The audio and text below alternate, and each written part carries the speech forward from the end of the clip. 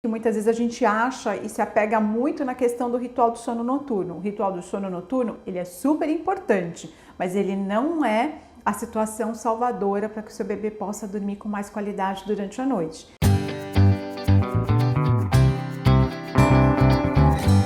Tem que dormir com qualidade durante o dia, porque isso vai refletir no bem-estar da criança, para que à noite ela possa liberar melatonina e assim manter o sono com mais qualidade durante a noite. O que é legal? De acordo com cada faixa etária do nosso filho, a gente tem um norte de direção. A tabela, assim, do quanto que o seu bebê precisa dormir durante o dia, tem uma tabela que é da National Sleep Foundation, que é a tabela que eu mais gosto de ter como base de referência. Referência não quer dizer meta.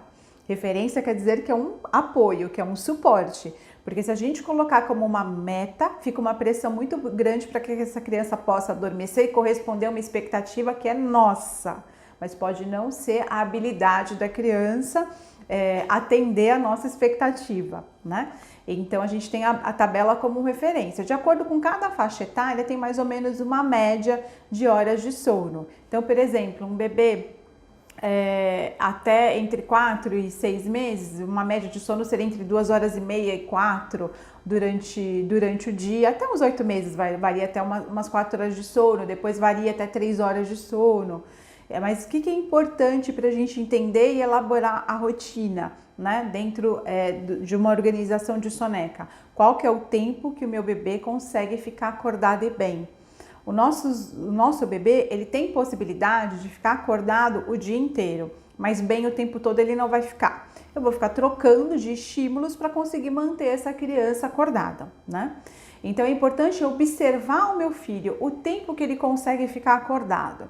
Então, olha, meu bebê tem 3 meses. Nossa, consegue ficar acordado no máximo 1h30. Quando fica acordado 2 horas, olha, eu suo para colocar essa criança para dormir. Eu vejo que ela tá cansada, mas aí sim a criança briga contra o sono. Por quê? Porque ela já foi dormir, é como um termômetro, né? Ela foi dormir acima do ponto. Então ela não foi dormir cansada, ela foi dormir exausta.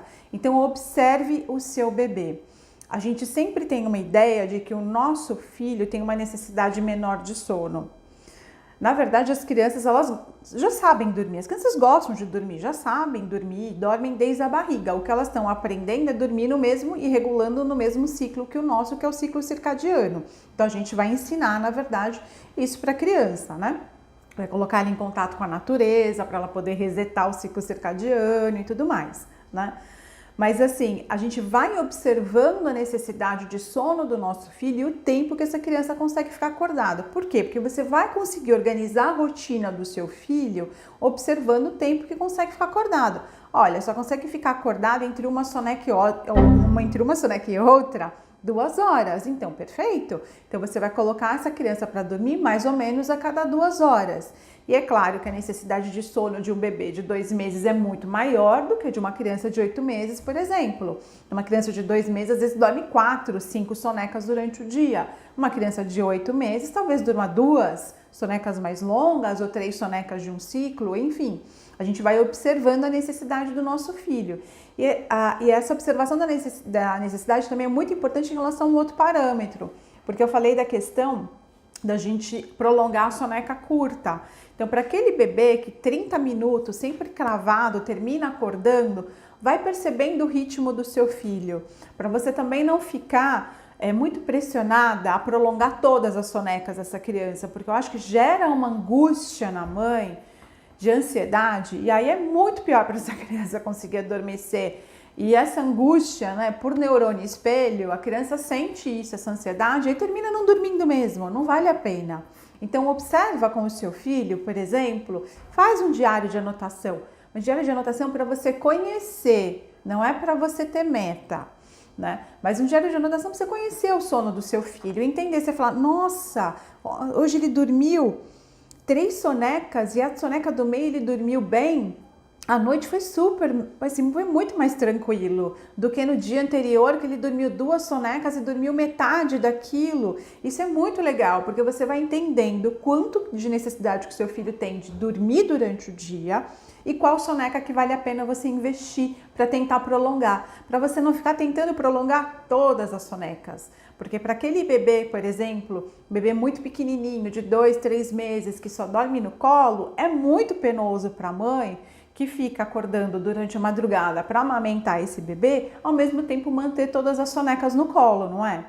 E esse bebê ao mesmo tempo também precisa de sono, mas essa mãe também precisa, essa mãe precisa que eu tô falando, tem mãe que para ela tá tudo bem ficar no colo, e para mim também tá tudo bem, se ela quer manter o bebê no colo e tem essa possibilidade, para mim tá tudo bem, mas quem me procura é porque tá preocupado porque não consegue fazer xixi, né? E já tá achando que tá passando um pouco do seu limite emocional, né? Que isso é importante, os pais serem respeitados dentro do seu limite emocional, porque quando não tá bom pra gente, é óbvio que não vai ficar muito bom também pra criança ali no futuro, né? Então não adianta você prolongar uma situação de ninar uma criança no colo até 2 anos, 3 anos de vida, se para você não tá bom, porque para criança, lembra que a gente falou que o ser humano foi programado para troca? Para criança tá tudo beleza, ela tá com a mamãe, tá com colinho, tá com o papai, tá sentindo cheirinho, tá tudo bom, mas ao mesmo tempo, assim como a criança era pequenininho, aprendeu a controlar a cabeça, a rolar, sentar, engatinhar, ficar de pé, andar, agora corre feito louco pela casa inteira e foi aprendendo a ter habilidades motoras, a criança também vai aprendendo a ter habilidades emocionais, né? Então, os desafios da vida, ao mesmo tempo, eles estão aí para serem vencidos, né? Então, se não tá bom para você a forma de adormecimento do seu filho, aí sim é hora de mudar. Só não acredita que você precisa mudar por esse sim, seu problema central, porque você leu muito fixo da questão da associação do sono da criança, que não pode isso, não pode aquilo.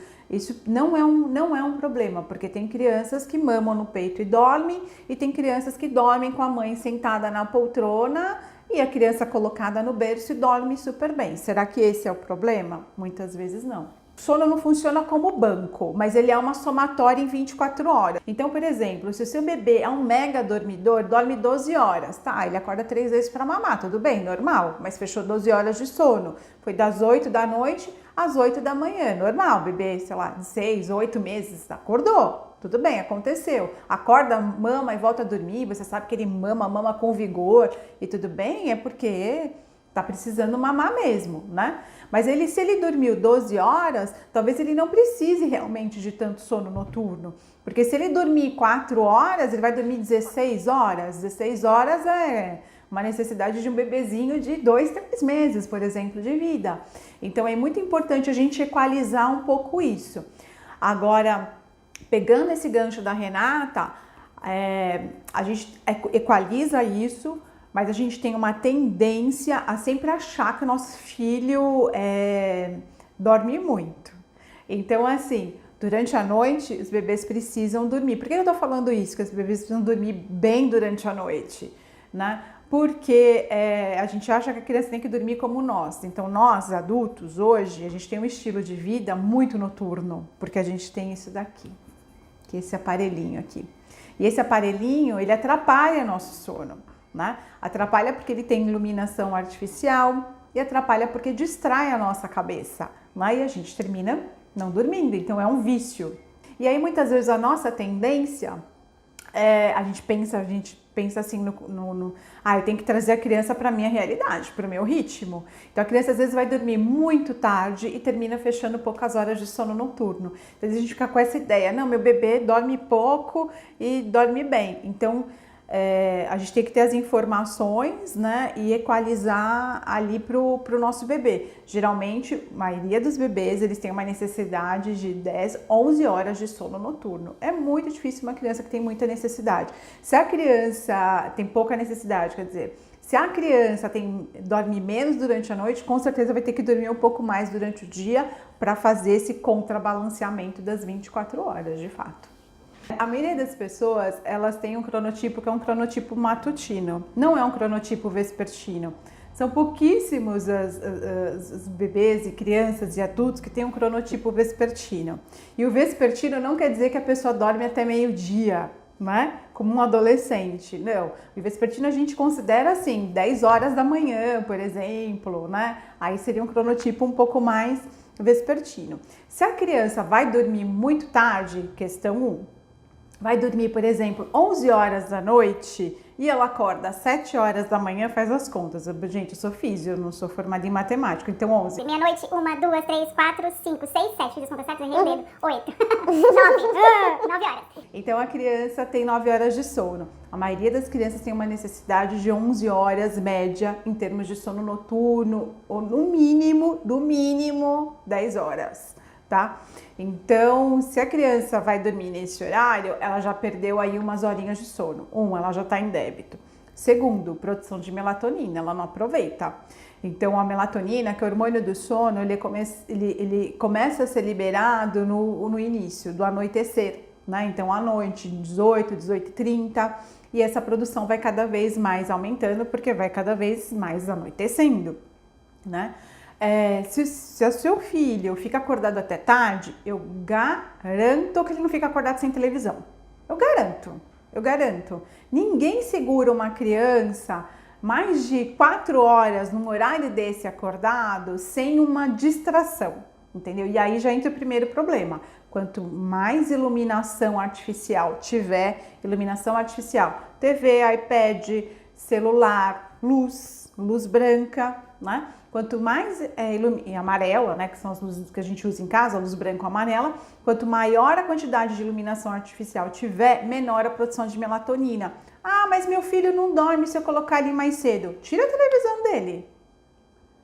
televisão dele. Começa a dar outra atividade para ele. Vai brincar com ele no chão para ver se ele vai conseguir ficar acordado. Ele vai ficar entediado. Entendeu? Muito mais cedo. Porque se ele tem um distrativo, que é um aparelho, é óbvio que ele vai ficar acordado se distraindo com esse aparelho. Só que ele vai pagar um preço, isso com a continuidade. E a gente vê muito isso com o bebê.